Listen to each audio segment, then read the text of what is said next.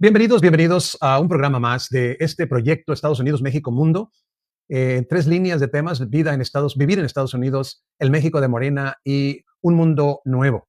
La idea es que hemos estado repasando 2500 años de historia, siglo por siglo, y ya estamos en el siglo XX, ya abarcamos la Primera Guerra Mundial. Ahora con este programa terminaremos el tema de la Gran Depresión.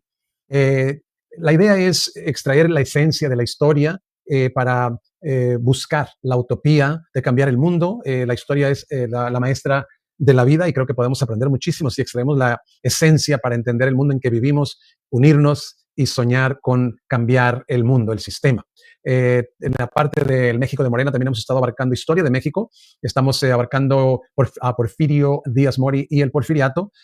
Vamos ya avanzados en ese tema también, pero acá lo que nos ocupa ahora es la Gran Depresión, número 3, y repito, será el último programa dedicado a este tema para seguir al tema que sigue en la cronología del siglo XX. Así es que vamos a, como de costumbre, hacer uso del PowerPoint, ¿verdad? Para que nos ayude a abarcar los puntos de una manera más sistemática y hacerle justicia a cada concepto. Muy bien, bienvenidos de nuevo. Si usted considera que estos programas valen la pena que los oigan otras personas, pues ya sabe que le pedimos que nos ayude a compartir. Darnos un like es importante, pero más todavía que lo comparta para que aparezca en su muro. Recuerde también que Estados Unidos, México, Mundo, que es el nombre de nuestra plataforma, estamos en Facebook y también en YouTube bajo el mismo nombre. Vamos a abarcar mucho material ahora, así es que vamos a entrar ya en materia. Ojalá que no nos salga muy extenso el tema, pero me temo que va a estar un poquito más largo de lo acostumbrado. Perfecto, entonces concluimos con este programa el tema de la Gran Depresión, de nuevo abarcando 2500 años de historia. Ahora vamos a entrar a la recuperación de esta Gran Depresión. La depresión obviamente se refiere a una depresión económica y obviamente que también trajo depresión por el sufrimiento que provocó a la sociedad. Pero vamos a ver ahora cómo es que se recupera, y obviamente Estados Unidos es el primero que empieza la salida, porque de ahí comenzó la Gran Depresión, de ahí se originó. Ahora, cuando hablamos de la recuperación de la Gran Depresión por parte de Estados Unidos, tenemos que hablar de Franklin D. Roosevelt. Franklin D. Roosevelt es el presidente que le tocó estar en turno en esta época, y él implementó lo que se llama un New Deal, un nuevo trato, un nuevo contrato, un nuevo plan, si usted quiere, y la idea era, lo propuso en su campaña presidencial, ganó y después lo implementó. Entonces, vamos a ver en qué consistía este primer New Deal para, que fue, mejor dicho, la salida de este terrible problema económico en el que se vio sumergido Estados Unidos y el mundo entero. Al asumir Franklin D. Roosevelt la presidencia en 1933, se aprobaron rápidamente varias leyes en el Congreso, tales como fondos de ayuda para desocupados, o sea, desempleados, precios de apoyo para agricultores, servicio de trabajo voluntario para desempleados menores de 25 años, proyectos de obras públicas en gran escala, reorganización de la industria privada, creación de un organismo federal para salvar el Valle de Tennessee, financiación de hipotecas, seguros para los depósitos bancarios y reglamentación de las transacciones de valores. Hoy en día depositamos dinero en los bancos y nos garantizan hasta $250,000 en caso de que el banco se fuera de bancarrota. En aquel entonces no existía semejante cosa, pues acá, como parte del New Deal, se establecen estos seguros para los depósitos bancarios. Se crearon un organismo para ejecutar estas medidas. El New Deal se elaboró durante la carrera presidencial de Roosevelt por un grupo de intelectuales que Roosevelt reunió en torno suyo, conocidos como el Brain Trust. Y aquí trust se puede traducir fideicomiso, pero la palabra brain es cerebro. Así es que se puede decir que reunió a cerebros, ¿no? Para que le ayudaran a diseñar cómo este plan de salida de la Gran Depresión. El problema más importante para Roosevelt era la quiebra casi total del sistema bancario, hasta tal punto que era imposible cobrar un cheque. La producción industrial, por su parte, había tocado fondo en 1932. La crisis bancaria era esencialmente de confianza y pudo ser solucionada fácilmente. En un discurso radial, Roosevelt informó a la población sobre la reapertura de los bancos, incitando a depositar, ya que no se corrían más riesgos, por lo que varios individuos volvieron a depositar. Interesante cómo el gobierno pues, da la confianza a las personas que tenían dinero para depositar en bancos. La recuperación de los bancos no fue más que el preludio de una revisión a fondo del sistema financiero, gravemente distorsionado desde 1929 por la contracción del crédito, incremento de deudas y el pago de hipotecas. Otro problema era el desempleo.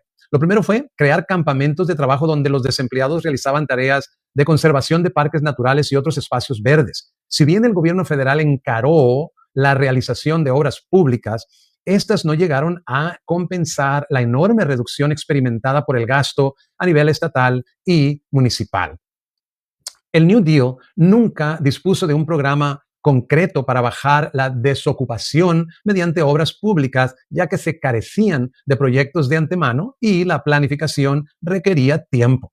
Los proyectos debían autofinanciarse, lo que hacía difícil su elaboración. Además, para lograr el máximo beneficio social había que emplear a la mayor cantidad de mano de obra posible, calificada o no calificada, por lo que estos empleos eran tachados de constituir en la práctica una limosna. Interesante. El New Deal no solo no pudo disminuir considerablemente el desempleo, sino que los trabajadores otorgados eran precarios, los trabajos otorgados eran precarios al tratarse de obras públicas que por su propia naturaleza no duraban mucho tiempo. El New Deal se enfrentó constantemente al dilema de emplear el dinero en aliviar el sufrimiento actual o en estimular la economía para el futuro. Gran parte de las inversiones del New Deal procedían de los impuestos, ya que de otro modo el gobierno federal tendría que haber aceptado un déficit presupuestario, lo cual significaba que una parte del dinero destinado a pagar el sueldo de los nuevos empleados se deducía del salario del que disfrutaba de un empleo. Esto comprueba que Roosevelt desconocía de fondo las medidas recomendadas por Keynes, ya que este indicaba que el aumento de gasto y en consecuencia del déficit era algo positivo en épocas de crisis. Ahí tiene ese detalle importantísimo. Otro problema gravísimo era el trabajo y permanente nivel de las rentas agrícolas. Era necesario aumentar los precios y ello se conseguía disminuyendo la producción agraria. Para lograrlo, se concedían primas a aquellos agricultores que deseaban producir menos. Esto implicaba que al menos una parte del costo recayera sobre el consumidor, que en algunos casos estaba en la miseria si se trataba del proletariado de las grandes urbes. Sin embargo, el aumento del nivel de vida de los agricultores significaba más dinero, más demanda y más empleo. Ahora, aquí es interesante ver, me llamó la atención que hubo un segundo New Deal, implicando que el primero no fue suficiente. El segundo New Deal se implementó en el segundo mandato de Franklin D. Roosevelt y consistió en varios puntos. La promulgación de una ley sobre la vivienda, la puesta en marcha de la seguridad social, o sea, el seguro social que conocemos, la creación de organismos de planificación regional, el respaldo a los sindicatos y un sistema fiscal más progresivo con impuestos más elevados a los ingresos y a la riqueza. Las consecuencias de las nuevas imposiciones a los ricos fueron insignificantes y no hubo tal redistribución de la riqueza. En 1929, las constituciones de sindicatos y no hubo tal redistribución de la riqueza. En 1929, las constituciones de sindicatos en forma irrestrictiva. Las empresas tuvieron que aceptar la libertad de sindicaciones de sus empleados. Es importantísimo lo que se está logrando durante la Gran Depresión, sobre todo en las soluciones que trajo el presidente Franklin D. Roosevelt. Volvemos aquí a un tema importantísimo porque estamos hablando del capitalismo y cómo aquí se están introduciendo conceptos socialistas, muchísimos de ellos que a veces la gente pasa por alto. Es muy importante esta transición, este proceso en que está viviendo Estados Unidos a raíz de la Gran Depresión, donde colapsa el sistema capitalista y es el concepto socialista los que rescatan al sistema capitalista. Seguiremos viendo más de esto si lo vemos con esa perspectiva. De sindicaciones de sus empleados. Se logró la sindicalización de los trabajadores de las industrias de producción en masa. Los empleados, cualquiera que fuera su calificación, debían integrarse a un mismo sindicato industrial, en tanto el gobierno federal los emplearía como correas de transmisión de las normas estatales sobre asuntos laborales. En estas circunstancias, el gobierno cometió un grave error económico que retrasaría en 2 años la recuperación. Vamos a ver. En 1936, el ritmo de expansión era acelerado y los precios subieron rápidamente. Temiendo un auge especulativo, Roosevelt puso fin al déficit presupuestario y al año siguiente la economía se sumió en una depresión que no sufría ningún otro país y aumentó el desempleo. Tan pronto como el gobierno redujo los gastos públicos, por supuesto, los empresarios perdieron la confianza y dejaron de invertir. Roosevelt seguía sin entender la política fiscal, según algunos, pensaba que era la obra pública y no el déficit presupuestario lo que promovía el empleo. Los gastos federales aumentaron en 1938, pero la hostilidad hacia el New Deal había aumentado. A medida que se prolongaba el desempleo, crecía la impopularidad de Roosevelt. Si bien se dice que el segundo New Deal fue un giro a la izquierda, no era en absoluto hostil a los empresarios. Lo que hizo fue poner al burócrata político, donde había fracasado el hombre de negocios hasta que la empresa privada pudiera florecer de nuevo.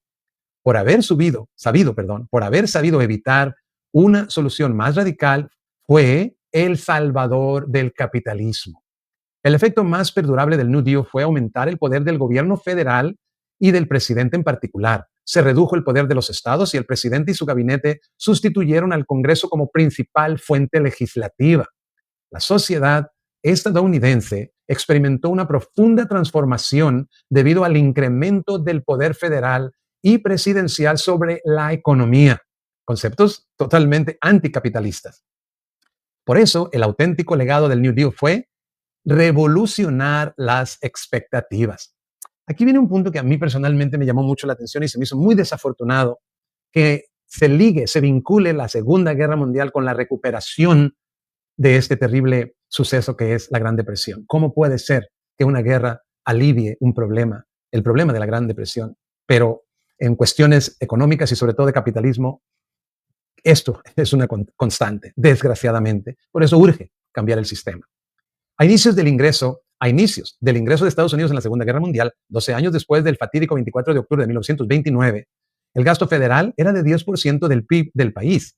De una fuerza laboral de 56 millones de trabajadores, el gobierno federal empleaba a cerca de 1.3 millones, el 2.2% en trabajos civiles y militares regulares, y a otros 3.3 millones, o sea, el 5.9%, en programas de emergencia de alivio laboral, otros 10 millones, que representaban el 20% de la población activa, aún estaban desempleados. La deuda nacional había crecido a casi 40 billones de dólares, que de otra manera en Latinoamérica se maneja de otra manera, serían 40,000 millones de dólares. Las medidas restrictivas que la administración Franklin D. Roosevelt realizó sobre el comercio, la propiedad y la libre empresa provocaron que el capital necesario para reactivar la economía fuera gravado con impuestos y forzado a pasar a la economía sumergida. Tremenda maniobra la que se tiene que hacer para salir de la Gran Depresión. Aquí se malabarea el capitalismo y el socialismo. Muy interesante y muchas lecciones que aprender.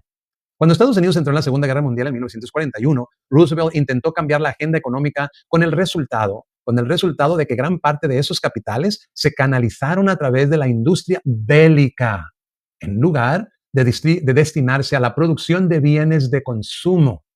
Desde 1940, la Segunda Guerra Mundial ya producía una gran demanda de los productos estadounidenses. En un principio, Estados Unidos solo iba a intervenir en la guerra como proveedor de productos de guerra a los países aliados, especialmente al Reino Unido y Francia. Esto hizo que el desempleo se redujera porque se revitalizó la industria. Dado que Estados Unidos no había sido atacado, no podía intervenir de manera activa en la guerra, pero con el ataque japonés a la base de Pearl Harbor, entra de lleno en todos los frentes. Mucho en este párrafo. Mucho, porque obviamente hay la creencia de algunos de que fue provocado el ataque para poder entrar a la guerra y beneficiarse al entrar en ella y beneficiarse económicamente y salir de una vez por todas de esta Gran Depresión. Mucho, mucho que dialogar y que debatir sobre estos puntos. En tiempo de guerra, al presidente Roosevelt se le conceden poderes extraordinarios, lo cual le dio poder para organizar un nuevo aparato administrativo y movilizar a la comunidad científica para la guerra. Se fue construyendo de lo que va a ser la economía de la posguerra. Hágame el favor. Se revitalizó la industria. Dado que Estados Unidos no había sido atacado, no podía intervenir. Me temo que este punto lo acabo de leer en la guerra, pero con el ataque japonés a la base de Pearl Harbor entra de lleno en todos los frentes. Y aquí creo que ya lo leí. Sí, economía de posguerra. Muy bien, seguimos. Ahora vamos a pasar a la recuperación en el Reino Unido. Lo que acabamos de abarcar es la recuperación en Estados Unidos. Ahora, ¿qué sucede en el Reino Unido? La política económica británica en los años 1930 estuvo marcada por la trascendente decisión de abandonar el patrón oro en 1931. La flotación de la libra, la moneda de Gran Bretaña, la libra, no fue acompañada de una mayor intervención estatal como en los otros países. La nueva política británica se sustentó en el crédito barato y en el proteccionismo. Las posibilidades de acceso a préstamos a bajo costo fue uno de los factores que contribuyó a impulsar el mercado de la construcción. Por otro lado, el establecimiento de una política arancelaria dio por finalizado un periodo de casi 90 años de libre comercio, con la importante consecuencia de colocar al mercado interno como el motor del crecimiento. Este rasgo se vinculaba con la pérdida de competitividad de los productos ingleses y con las posibilidades de expansión del consumo de masas que se desarrollaría plenamente en la posguerra. Si bien la economía británica experimentó una recuperación más prolongada y sostenida que la del resto de los países industriales, hubo dos aspectos negativos importantes: el alto desempleo y la concentración empresarial, otra vez, el alto desempleo y la concentración empresarial producto del proteccionismo y la preferencia imperial. Lecciones tras lecciones en todo esto. Pasemos ahora a la recuperación en Francia. La economía francesa, de buen comportamiento en la posguerra, se vio enfrentada a la crisis, cuando en 1931 Gran Bretaña y otros numerosos países decidieron abandonar el patrón oro. Hasta ese momento, la devaluación del franco, moneda de Francia, y el proteccionismo hicieron que Francia fuera alcanzada débilmente por la crisis. El problema se presentó ante la disyuntiva de mantener el patrón oro, favorecido por su gran cantidad de reservas de este material, o devaluar. La decisión de mantener el patrón oro por el temor a la inflación impuso una línea de acción deflacionaria para adecuar los precios franceses a los niveles mundiales en un marco de devaluación general. Así se promovió la deflación mundial, la reducción de gastos. Así se promovió la deflación mediante la reducción de gastos, una baja en los salarios y el mantenimiento de altas tasas de intereses. Esto provocó tensión social, caída de las inversiones y ningún resultado positivo. Sin embargo, en 1936, un nuevo gobierno de carácter socialista produjo un viraje de significación. Se abandonó el patrón oro con la consecuente devaluación del franco, se realizó un moderado plan de obras públicas, se regularon los precios agrícolas y se aumentaron los salarios. El traslado inmediato de los incrementos salariales a los precios realzó la inflación y reapareció la tensión social. A principios de 1939, la economía francesa pareció despegar debido al aumento de los gastos militares, pero la entrada en la guerra y la ocupación por parte de Alemania al año siguiente cambiaron el rumbo de la historia de Francia. Tengamos presente que todavía no entramos al tema de la Segunda Guerra Mundial, pero aquí ya se entrelapan porque es parte de la solución, si usted quiere, del problema de la Gran Depresión para los países más fuertes. La recuperación en Alemania, ahora vamos con Alemania, y el nacimiento del nazismo. Muy interesante. Discurso de Hitler en 1935. Hacia 1933 la economía alemana no había superado aún el impacto negativo de la política económica implementada por un gobierno que había apostado por la deflación para salir de la crisis. Como la economía alemana dependía fundamentalmente de los préstamos estadounidenses, la reducción de los mismos a partir de 1929 tuvo efectos directos en la economía. La decisión del gobierno de mantenerse en la ortodoxia generó más desempleo, la caída del Producto Interno Bruto y el colapso del sistema bancario. La mala situación social, más el temor del avance del comunismo, son claves para entender la llegada de Hitler y el Partido Nacional Socialista al poder, que 6 años más tarde daría inicio a la Segunda Guerra Mundial. Los comunistas alemanes fueron acusados de incendio del Reichstag y en un clima de terror e inseguridad se le otorgó el poder absoluto de una forma legal y constitucional.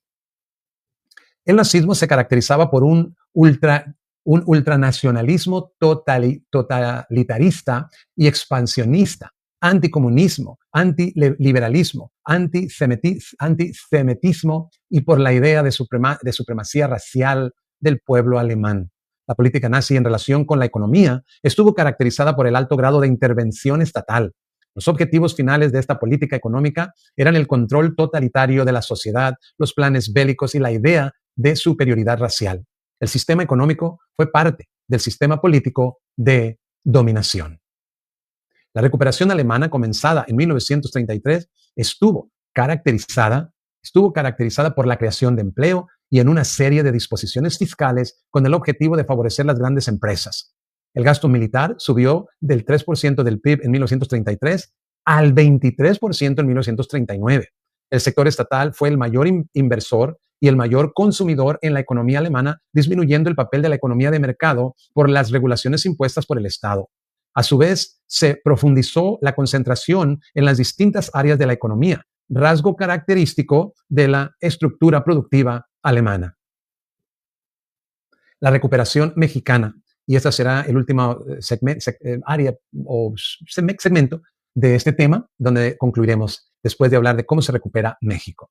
La recuperación de la economía mexicana se debió en parte a ciertas políticas económicas de índole expansionistas, lo que implicó un cambio en el aparato fiscal de México, pero también en una recuperación de la demanda internacional, estimulando las exportaciones mexicanas, clave para la recuperación de México.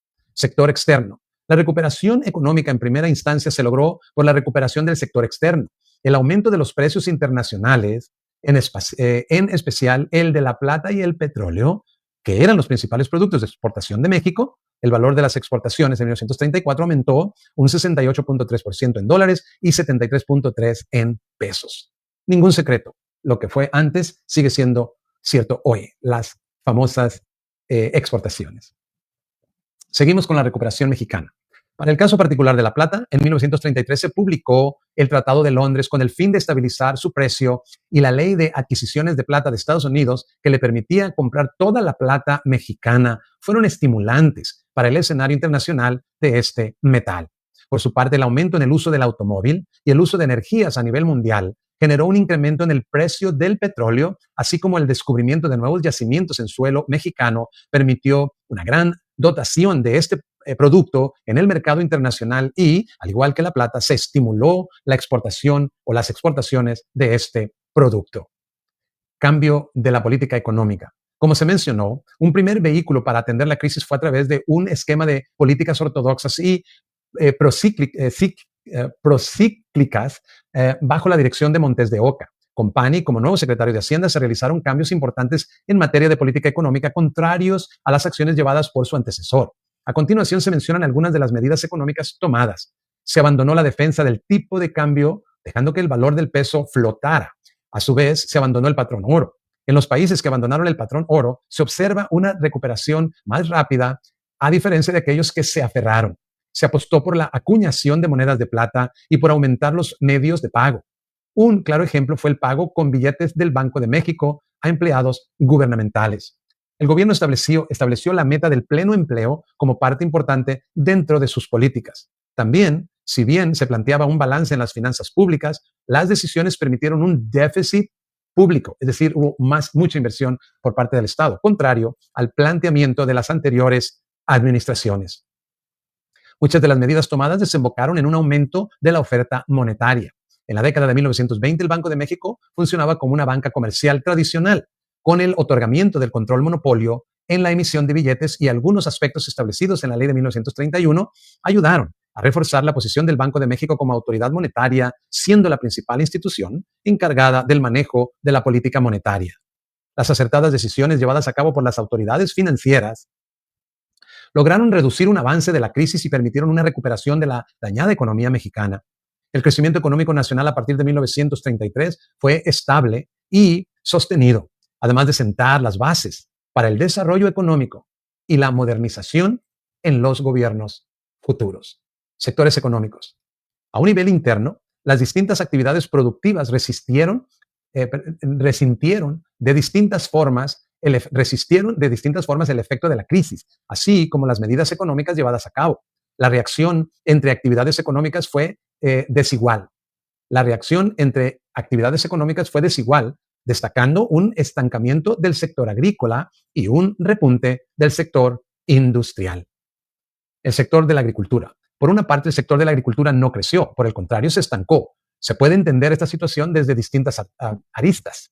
Los precios que se tenían en las zonas urbanas desfavorecían al sector rural y, junto con una reducción de las tasas de rendimiento del campo, provocaron que la inversión en el sector agrícola se estancara. Sector industrial. En comparación, en el sector industrial tuvo un crecimiento significativo e incluso ese sector se validó como motor de la economía para este periodo. Es relevante mencionar la importancia del proceso de sustitución de importaciones. Si bien este modelo ya funcionaba a finales de la década de 1920, para la siguiente década cobró mayor fuerza, aumentando su presencia en la oferta total. Se puede derivar que durante este periodo el proceso de industrialización fue intenso en el uso de capital. Pues ahí tiene la forma en que México sale de la Gran Depresión. Un tema por demás interesantísimo, mucha tela de donde cortar. Esto es la primera pasada, digamos. Estoy seguro que habrá otras oportunidades de entrar solamente en puntos más esenciales. Le agradezco mucho. De nuevo, aquí termina el tema de la Gran Depresión. Estamos abarcando el siglo XX y seguiremos con la Segunda Guerra Mundial, que es lo que sigue en esta cronología del siglo XX. Esperamos que puedan acompañarnos. Será entonces hasta la próxima. Pásela muy, muy bien.